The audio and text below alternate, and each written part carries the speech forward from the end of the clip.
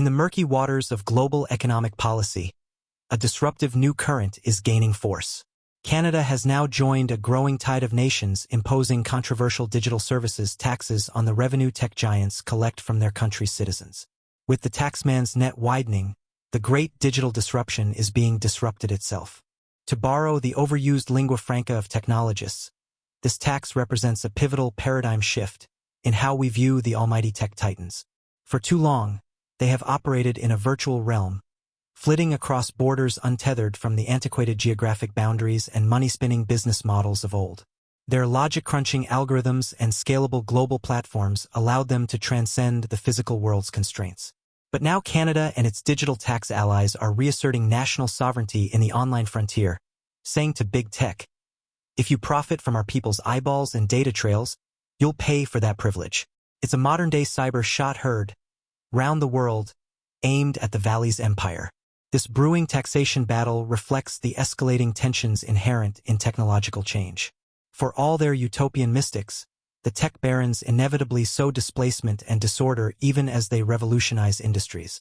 Their disruptive innovations empower some, but upend the livelihoods and life patterns of many more.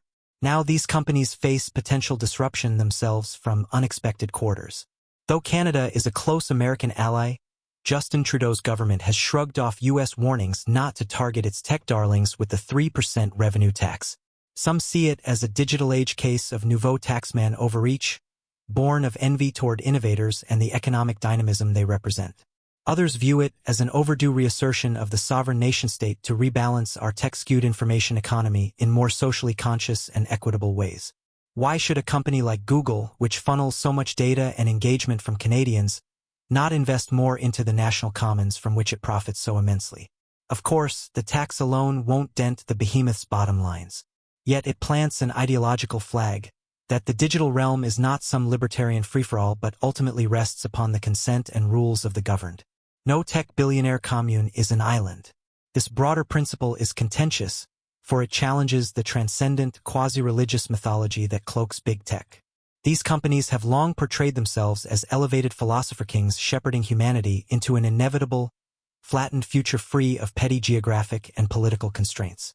But like all revolutions, their appetite for upending the old order is bumping up against its limits. The Canadians' defiant tax signals that the nation-state is not so easily vaporized, even in our borderless digital age. Actual humans still reside within defined territories, with governments exercising legitimate authority over those spaces, virtual and physical. When Silicon Valley's abstract disruption creates imbalances and inequities in the real world, sovereign populations tend to demand corrections, in this case through redistributive taxation. Observing these crosscurrents is to glimpse the epic clash of values underlying so much modern turmoil. Individualism, globalization, and market dynamism butt heads with communal identity, nationalism, and redistributive ideals. Technological abstraction collides with earthy human instincts for place, roots, and self-determination. Historically, democratic capitalism has proven most resilient and stable when these potent forces are balanced, rather than when one overpowers the others. Perhaps this digital tax skirmish augurs a new equilibrium, where disruptive tech firms no longer enjoy de facto exemptions from local economic rules. Their elevated ideals must still interface with and compensate the physical communities enabling their success. In many ways, this unfolding saga symbolizes the conflicting crosscurrents of the digital age itself. Few doubt the immense human potential encoded in these transformative technologies. But within that promise lurks a rejectionist backlash if the digital revolution is allowed to careen ahead indifferent to its offline impacts and imbalances. The tech visionaries imagine abolishing all traditional boundaries and hierarchies.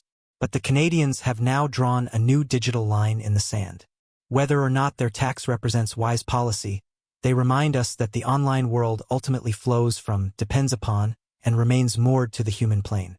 That concrete earthly reality persists even in our abstract virtual era. Canada's tax will raise a paltry sum in the grand scheme, but it may prove a harbinger of deepening human reassertion over our increasingly untamed digital creations. A new governing paradox of modernity emerges. The more we transcend traditional boundaries, the more we may need rooted democratic governance to keep those disruptions led balanced.